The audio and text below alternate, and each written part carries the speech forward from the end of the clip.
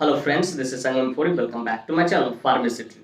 Friends, in this video I'm going to talk about Dilnip 10 mg tablet. A tablet Dilnip 10 mg. So friends, without wasting any more time, we should start the video.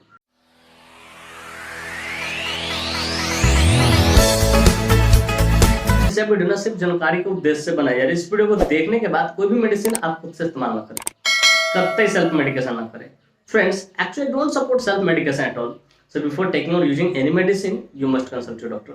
कोई भी दवा लेने से पहले या इस्तेमाल करने से पहले आप अपने डॉक्टर से एक बार जरूर कंसल्ट करें. तो फ्रेंड्स चलिए वीडियो की शुरुआत करते हैं. फ्रेंड्स आज का हमारा टॉपिक है Dilnip 10 mg tablet. Friends Dilnip 10 mg tablet एक बहुत ही शानदार, बहुत ही प्रचलित प्रेस्क्रिप्शन मेडिसिन है जिसका इस्तेमाल हाई बीपी को ठीक करने के लिए किया जाता है. और किसी का बीपी ज्यादा बढ़ गया तो उसको कंट्रोल करने के लिए इस मेडिसिन का इस्तेमाल किया जाता है. फ्रेंड्स थोड़ा देर पहले मैंने अपने स्पीच में क्या बोला, प्रेस्क्रिप्शन मेडिसिन है. चलिए जरा इसे क्लियर करता हूँ. डियर व्यूअर्स, प्रेस्क्रिप्शन मेडिसिन कहने का अर्थ होता है कि कोई भी वैसा मेडिसिन जिसे खरीदने के लिए आपको डॉक्टर की प्रेस्क्रिप्शन की जरूरत हो, उसे हम लोग प्रेस्क्रिप्शन मेडिसिन बोलते हैं. फ्रेंड्स यह मेडिसिन एंटी हाइपरटेंसिव कैटेगरी से बिलोंग करता है. अब जाहिर सी बात, हमने स्टर्म का इस्तेमाल किया तो मेरे व्यूअर जानना चाहेंगे, पूछना चाहेंगे कि sir what is the exact meaning of anti hypertensive category. तो डियर व्यूअर्स, मैं कोशिश करूंगा कि सरल से सरल, सिंपल से सिंपल शब्दों में आपको समझाऊं ताकि आप अच्छी नॉलेज गेन कर सको और उसका यूटिलाइज कर सको. तो dear viewers, anti hypertensive category कहने का अर्थ होता है कि कोई भी वैसा मेडिसिन, चाहे वो टैबलेट फॉर्म में हो चाहे इंजेक्शन फॉर्म में हो, जो हाई बीपी को नॉर्मल करने का काम करे, सही करने का काम करे, ठीक करने का काम करे, मेंटेन करने का काम करे, वैसे सारे मेडिसिन को हम लोग एंटी हाइपरटेंसिव कैटेगरी का मेडिसिन बोलते हैं. फ्रेंड्स यह मेडिसिन कैल्शियम चैनल ब्लॉकर है. कैल्शियम चैनल ब्लॉकर है. कैल्शियम चैनल ब्लॉकर कहने का अर्थ होता है कि हमारा जो हार्ट है उसमें कैल्शियम जाने से क्या करता है, ब्लॉक करता है, कैल्शियम को जाने नहीं देता है. ठीक है, जैसे बीपी की जितनी भी दवाइयां होती है सबकी अलग अलग कैटेगरी होती है. ऐसे तो आते हैं एंटी हाइपरटेंसिव कैटेगरी में, लेकिन सबका अलग अलग. जैसे बीटा ब्लॉकर हो गया, कैल्शियम चैनल ब्लॉकर हो गया, ARBs हो गया, ठीक है, ARBs करके आता है. तो उसी तरह से ना ये जो है कैल्शियम चैनल ब्लॉकर है. इस पर कभी अलग से हम विशेष चर्चा करेंगे, बीटा ब्लॉकर पे, कैल्शियम चैनल पे, ARB पे, ठीक है, सब पे अलग से चर्चा करेंगे. तो डियर व्यूअर्स, मैं उम्मीद करता हूं कि ये बातें आपको अच्छे से समझ में आ गई कि एंटी हाइपरटेंसिव कैटेगरी का क्या होता है. फ्रेंड्स चलिए अब बात करना चाहें कौन सी कंपनी इसको मैन्युफैक्चर करती है, क्या इसके मॉलिक्यूल्स पाए जाते हैं, क्या इसके यूसेज होते हैं, क्या इसके कंट्राइंडिकेशन होते हैं, क्या इसके मोड ऑफ एक्शन होते हैं, क्या इसके साइड इफेक्ट होते हैं और क्या इसके डोज होते हैं. इन सारी बातों को हम लोग समझेंगे इस वीडियो में बहुत डिटेल से. Friends I will make you understand each and everything in a very simple way. Friends मैं यहाँ पे ना हर एक चीज को बहुत शानदार तरीके से, बहुत सस्ता बड़े तरीके से आपको समझाऊंगा. तो friends first of all I would like to talk about which company manufactures it. Friends चलिए सबसे पहले हम लोग ये जान लेते हैं कि कौन सी कंपनी है जो इस मेडिसिन को मैन्युफैक्चर करती है. तो फ्रेंड्स इस मेडिसिन को लुपिन फार्मास्यूटिकल इंडस्ट्री द्वारा मैन्युफैक्चर किया था, जो कि अपने आप में काफी प्रसिद्ध, काफी हाईली रेप्यूटेड फार्मास्यूटिकल इंडस्ट्री है. Friends this medicine is basically manufactured by Lupin pharmaceutical industry. Friends के एक स्ट्रिप में ना 15 टैबलेट्स होते हैं जिसकी कीमत मार्केट में लगभग 190 रुपए से लेकर 200 रुपए के आसपास होती है और उतने में अवेलेबल हो जाती है. फ्रेंड्स मैं यहाँ पे एस्टिमेटेड प्राइस बता रहा हूँ, एग्जैक्ट नहीं बता रहा हूँ, अपना खुद देख लेना, क्योंकि प्राइस में टाइम टू टाइम का होता है, वैरी होता है, तो बदलते रहता है. तो डियर व्यूअर्स, मैं उम्मीद करता हूँ कि ये बात आपको बढ़िया से समझ में आ गया कि कौन से कंपनी इसको मैन्युफैक्चर करती है और इसके एक स्ट्रिप में कितने टैबलेट्स होते हैं और क्या उसका एस्टिमेटेड प्राइस होता है. फ्रेंड्स चलिए नेक्स्ट हम बात करना चाहेंगे इसके मॉलिक्यूल्स के बारे में. Which molecule is basically found in this medicine. ये जो मेडिसिन होता है इसके अंदर कौन सा मॉलिक्यूल्स पाया है.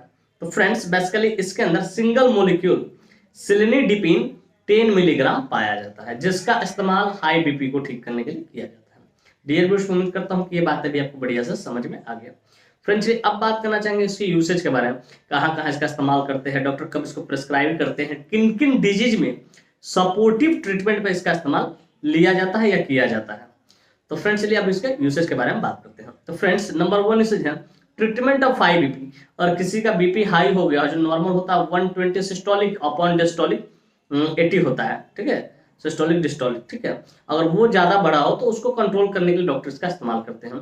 फिर ट्रीटमेंट ऑफ इमरजेंसी हाइपरटेंसिव की कभी कभी अचानक से बीपी किसी का राइज हो गया हो, जिसके कारण नोज ब्लीडिंग या ईयर ब्लीडिंग हो, नाक से खून आने लगा, कान से खून, तो उस परिस्थिति में डॉक्टर इसका इस्तेमाल करते हैं बीपी को कंट्रोल करने के लिए, मैनेज करने के लिए.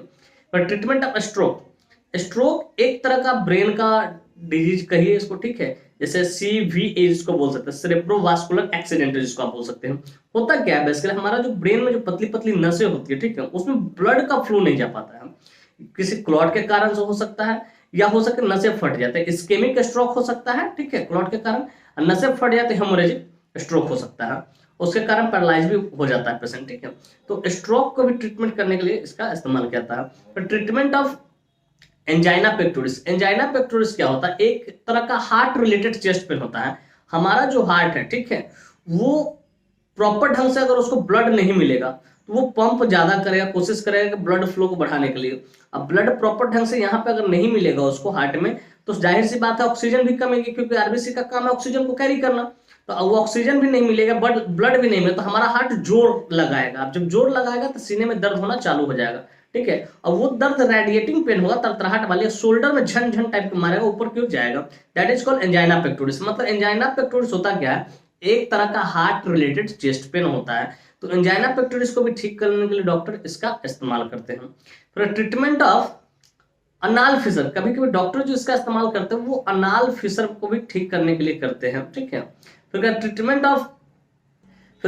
ऑफ एस ए एच कहने का अर्थ होता है सब अर्कोनाइड हेमरेज, ठीक है। सब अर्कोनाइड हेमरेज एक तरह का हेमरेज होता है जो ब्रेन का जो खोपड़ी होता है ना, ठीक है, उसके अंदर ब्लीडिंग होना, ठीक है, ऊपर वाले लेयर पर, जैसा कि आपको पिक्चर में दिखाई दे रहा है। इसके लिए स्पेशली डॉक्टर निमोडिप 30 mg टैबलेट भी चलाते हैं, ठीक है। तो सब अर्कोनाइड ब्लीडिंग को, ठीक है, हेमोरेज को, ठीक है, ठीक करने डॉक्टर इसका इस्तेमाल करते हैं। तो फ्रेंड्स बेसिकली इतने सारे जगहों पर डॉक्टर इसका इस्तेमाल करते हैं, लेकिन प्रिवेंशन के तौर पे प्रिवेंशन ऑफ हार्ट अटैक और स्ट्रोक, हार्ट अटैक से बचने के लिए और स्ट्रोक से बचने के लिए भी डॉक्टर इसका इस्तेमाल करते हैं। तो फ्रेंड्स बेसिकली इतने सारे जगह पर ट्रीटमेंट और स्ट्रोक से बचने के लिए डॉक्टर इसका इस्तेमाल करते हैं। प्रिवेंशन के तौर पर भी इस्तेमाल होता है, और क्या होता है, इसको ट्रीटमेंट के तौर पर भी इसका इस्तेमाल किया जा सकता है। तो डियर व्यूअर्स, मैं उम्मीद करता हूँ इसकी यूसेज आपको बढ़िया से समझ में आ गया कि कहाँ कहाँ इसका इस्तेमाल किया जाता है। फ्रेंड्स चलिए अब बात करना चाहेंगे इससे कंट्राइंडिकेशन के बारे में। Friends, without knowing contraindication, we should never ever administer any drug, any medicine to anyone. बिना कंट्राइंडिकेशन जाने कभी भी किसी को कोई भी मेडिसिन हो आपको एडमिनिस्टर नहीं करना है, इसका परिणाम घातक हो सकता है। तो फ्रेंड्स नंबर 1 कंट्राइंडिकेशन अल्कोहल, कि अगर कोई व्यक्ति अल्कोहल लेता है उसे आपको नहीं देना है। फिर कहते हैं प्रेग्नेंट लेडी, अगर कोई लेडी प्रेग्नेंट है इन द फैमिली में है उसको भी आपको नहीं देना। फिर कहते हैं ब्रेस्ट फीडिंग मदर, अगर कोई स्त्री अपने बच्चों को दूध पिलाती है तो उसको भी आपको नहीं देना। फिर कहते हैं लिवर डिजीज और किडनी डिजीज, लिवर डिजीज और किडनी डिजीज में डॉक्टर एडवाइस नहीं करते हैं, लेकिन एक चीज और बोलता हूं मैं आपको, यहाँ पे मैं जानकारी के लिए बताता हूं कि अगर खासकर किडनी डिजीज वाले पेशेंट हो, सीकेडी वाले, क्रोनिक किडनी डिजीज वाले पेशेंट हो, तो उस पेशेंट को डॉक्टर प्रिस्क्राइब करते हैं। उसका कारण मैं बता दे रहा हूँ यहाँ पे, उसका कारण क्या है, ठीक है, कि सीकेडी अगर हो, ठीक है, क्रोनिक किडनी डिजीज हो, जो टेल्मिसाटन होता है वो क्रिएटिनाइन के लेवल को बढ़ा देता है। जैसे टेल्मा 40 आपने नाम सुना होगा, टेल्मा 20 आपने नाम सुना होगा, टेल्मिसाटन ग्रुप की जो दवाई होती है वो क्रिएटिनाइन को बढ़ाने का चांस करता है, ठीक है। तो याद रखिएगा ये जो दवा है, ठीक है, सिल्निडिपिन, ये आपको किडनी डिजीज और डायबिटिक के पेशेंट है उसके लिए बड़ा बढ़िया है, उसमें ज्यादा प्रेस्क्राइब किया जाता है डॉक्टर को, इस बात को याद रखिएगा। तो यहाँ पे बेसिकली कंट्राइंडिकेशन इतना ही याद रखिएगा, अल्कोहल, ठीक है, उसके बाद pregnant lady, breast feeding mother और लिवर डिजीज, ये 4 तरह का डिजीज है, ठीक है। और जिसको लो बीपी है उसको भी आपको नहीं देना है। तो फ्रेंड्स मैं उम्मीद करता हूँ कंट्राइंडिकेशन आपको बढ़िया से समझ में आ गया, किसको किसको नहीं देना है। फिर चलिए अब बात करना चाहेंगे इसके मोड ऑफ एक्शन के बारे में, कैसे काम करते हैं, किस तरीके से काम करती हैं। तो डियर व्यूअर्स मैं कोशिश करता हूँ सिंपल तरीके में आपको मोड ऑफ एक्शन समझा दूं ताकि आप अच्छे से समझ जाओ, ठीक है, और ज्यादा ये कॉम्प्लिकेटेड भी आपको न लगे। तो डियर व्यूअर्स जैसे इस मेडिसिन को लेंगे, this medicine dilates our blood vessel, हमारा जो ब्लड वेसल होता है वो जब नैरो होता है तो बीपी राइज करता है, और इसको ये डायलेट जब चौड़ा करेगा तो बीपी क्या हो जाएगा, मेंटेन हो जाएगा।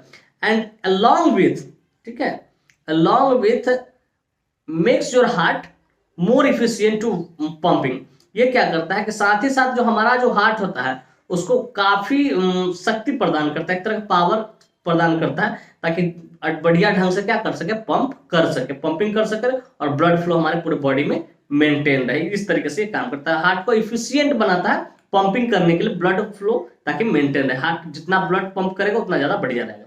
तो डियर व्यूअर्स मैं उम्मीद करता हूं इसको मोड ऑफ एक्शन भी आपको बढ़िया से समझ में आ गया। फ्रेंड्स चलिए अब बात करना चाहें साइड इफेक्ट्स के बारे में। फ्रेंड्स जितने भी एलोपैथिक मेडिसिन होते हैं कुछ ना कुछ तो साइड इफेक्ट देखने को मिलता ही है, ठीक उसी प्रकार इसका भी कुछ ज्यादा साइड इफेक्ट है, लेकिन बेसिकली जो मेनली देखने को मिलता है उस साइड इफेक्ट्स को मैंने इसमें मेंशन किया है। नंबर 1 है नोजिया, आपका जी मिचलाएगा। फिर कहते हैं वॉमिटिंग, हो सके उल्टी हो जाएगा। फिर पाल्पिटेशन, आपको घबराहट बेचैनी होगा, सीना फेंकने लगेगा। फिर ट्रेमर्स, आपके ट्रेमर्स हाथ पर है वो कांपने लगते हैं, ठीक है, वो हो सकता है। फिर डिजीनेस, आपको थोड़ा बहुत चक्कर आएगा। फिर कहते हैं हेडेक, सर भी दर्द करेगा। तो फ्रेंड्स ये कुछ इसका साइड इफेक्ट है। इस तरह का कोई भी साइड इफेक्ट दिखे आप तुरंत अपने डॉक्टर से कंसल्ट करें, उन्हें इन्फॉर्म करें कि सर मुझे इस तरह की परेशानी हो रही, तो हो सके इसके लिए डॉक्टर दूसरे मेडिसिन को प्रेस्क्राइब करेंगे।